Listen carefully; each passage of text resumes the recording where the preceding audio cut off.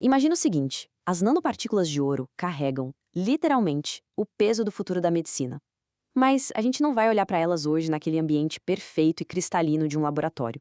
Nós vamos embarcar numa jornada atomística para entender exatamente como essas estruturas minúsculas sobrevivem ao mundo real. E spoiler, o mundo real é implacavelmente salino. O nosso objetivo nessa explicação é descer lá para o nível das moléculas e descobrir as batalhas invisíveis que decidem, na prática, se um tratamento inovador vai funcionar ou se ele vai falhar miseravelmente. Então, bora dar uma olhada rápida no nosso roteiro de hoje? 1. A revolução das nanopartículas. 2. O desafio do meio salino. 3. O duelo das cargas. 4. O efeito de blindagem iônica. E, para fechar, 5. O futuro da nanomedicina.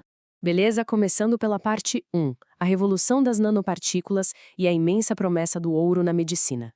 Cara, essas nanopartículas, especialmente aquelas que têm exatos 144 átomos de ouro, não são só uns pedaços de metal brilhante. Elas são plataformas altamente customizáveis. Pensa nelas como verdadeiros canivetes suíços microscópicos. Elas entregam remédios direto nas células doentes, são fundamentais em biosensoriamento, bioimagem e até conseguem fritar células tumorais usando luz nas chamadas terapias fototérmicas. Incrível, né? Só que tem um detalhe absolutamente crucial aí. Toda essa mágica só funciona se as partículas continuarem perfeitamente dispersas. Se elas começarem a se aglomerar de um jeito descontrolado, aquele tamanho ideal vai para o espaço e todo o potencial simplesmente desaparece. Ou seja, a estabilidade coloidal é inegociável. O que nos leva à parte 2, o desafio do meio salino. A água pura contra o corpo humano. Olha só, na água pura, as partículas se comportam que é uma maravilha. Mas o corpo humano? Bom, o nosso corpo é basicamente um oceano agitado, lotado de sal, cheio de íons de sódio e cloreto. E é exatamente aí que entra um conceito fascinante chamado dupla camada elétrica. Quando a nanopartícula mergulha nesse ambiente salino, os íons dissolvidos agem como se fossem paparazzi em volta de uma celebridade. Sério, eles formam uma nuvem difusa que mascara totalmente a verdadeira identidade da partícula.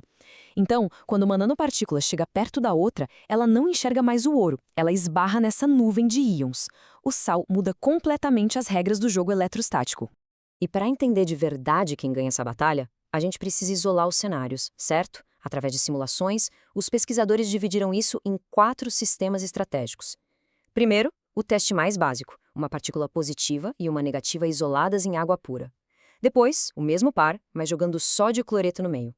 Aí eles dobraram o número de partículas para testar um ambiente mais lotado na água limpa e, finalmente, criaram aquele ambiente lotado e super salino.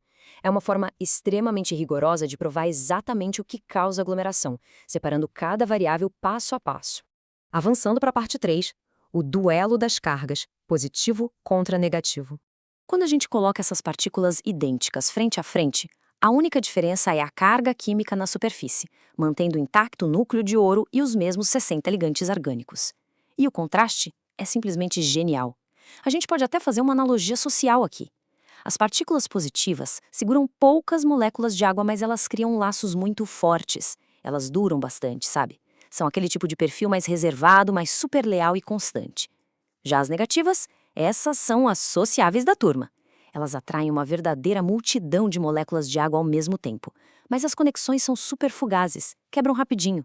E claro, enquanto a positiva atrai fortemente o cloreto, a negativa puxa o sódio. É uma simetria perfeita. Parte 4, o efeito de blindagem iônica. Como o sal muda absolutamente tudo. Bom, com essas personalidades moleculares muito bem estabelecidas, o que acontece fisicamente quando a gente joga sal no meio dessa festa para mediar as interações? A resposta é que o sal atua como um autêntico escudo molecular.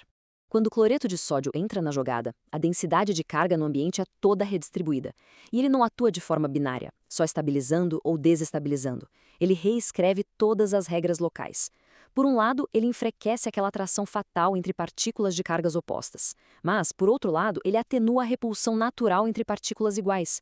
Ou seja, ele tira aquele distanciamento saudável e permite que elas se aproximem de um jeito muito perigoso. E olha, os números mostram o tamanho desse impacto de um jeito contundente. Para colocar isso em perspectiva, na água pura, a atração magnética entre partículas de cargas opostas chega a espantosos 15.657 kJ por mol. É um puxão absurdo. Mas, assim que você adiciona sódio e cloreto no sistema, essa força despenca para perto dos 12.700 kJ. O sal literalmente amortece a pancada, provando que esse escudo iônico é real e extremamente poderoso. Mas espera aí, existe uma outra peça vital nesse quebra-cabeça. Além da atração, o que acontece com a mobilidade física dessas nanopartículas quando o espaço fica super apertado e ainda por cima a gente enche de sal? Afinal, para conseguir entregar um medicamento com sucesso, elas precisam viajar e fluir livremente pelos fluidos biológicos, concorda? A resposta aqui cai como uma bomba. O coeficiente de difusão, que é basicamente a métrica que dita a capacidade da partícula de se mover pelo espaço, sofre uma queda livre. Em um ambiente limpinho de água pura, esse índice passa de 5, mas no ambiente congestionado e cheio de sal, ele despenca para meros 0,39. É de cair o queixo. O espaço apertado, somado ao peso dessa nuvem salina, cria uma espécie de armadilha viscosa, travando a partícula e limitando quase que totalmente a sua mobilidade. É como tentar correr numa piscina cheia de mel. E chegamos à parte 5, o futuro da nanomedicina. Da simulação direto para a corrente sanguínea. Então, o que essas interações de frações de segundo significam para o mundo real? Elas ancoram uma constatação que muda tudo. A força iônica tem que ser tratada como uma variável de projeto fundamental na engenharia de nanomateriais. Não adianta nada projetar a nanopartícula mais maravilhosa do mundo numa água purificada de laboratório se os níveis de salinidade do sangue não forem considerados desde o primeiro rascunho. O sal não pode de jeito nenhum ser só um detalhe que a gente pensa depois. E só para adicionar um pouco mais de emoção nesse desafio, surge uma outra camada de complexidade quando a gente fala da fisiologia humana, a coruna proteica. Pensa comigo, se uns íons minúsculos e simples de sal já conseguem alterar a hidratação, a repulsão e o movimento da partícula de forma tão dramática, imagina o caos quando macromoléculas gigantes entram na história. Lá na corrente sanguínea, as nanopartículas são imediatamente bombardeadas por proteínas que grudam na superfície delas. Isso cria uma verdadeira coroa biológica, que altera completamente a identidade do nanocarreador, mudando de vez o jeito que o nosso sistema imunológico enxerga ele. Então, os próximos passos para a ciência estão muito bem desenhados. A gente precisa testar fluidos ainda mais complexos, botando cálcio e magnésio na conta, que têm um poder de aproximação muito mais agressivo. É crucial entender a fundo como a nuvem de sal molda essa coroa de proteínas. E claro, a gente precisa desenvolver superfícies mais espertas, como as chamadas superfícies viteriônicas, que misturam cargas exatamente para tentar enganar esse ambiente hostil. É unindo essa simulação de ponta com os testes físicos de laboratório que a gente consegue pavimentar o caminho para criar carreadores que realmente não vão se aglomerar no nosso corpo. E para fechar essa nossa análise de hoje, eu deixo uma reflexão bem provocativa. Se a sutileza de uma atração eletrostática, ditada por um grão microscópico de sal, pode definir de forma tão absoluta o sucesso ou fracasso de um medicamento avançado, que outras forças invisíveis nesse imenso oceano molecular a gente ainda está ignorando no design da nanomedicina? Fica aí o convite para a gente continuar questionando e desbravando esse universo fascinante e escondido no infinitamente pequeno. Valeu demais por acompanhar essa explicação até aqui e a gente se vê na próxima.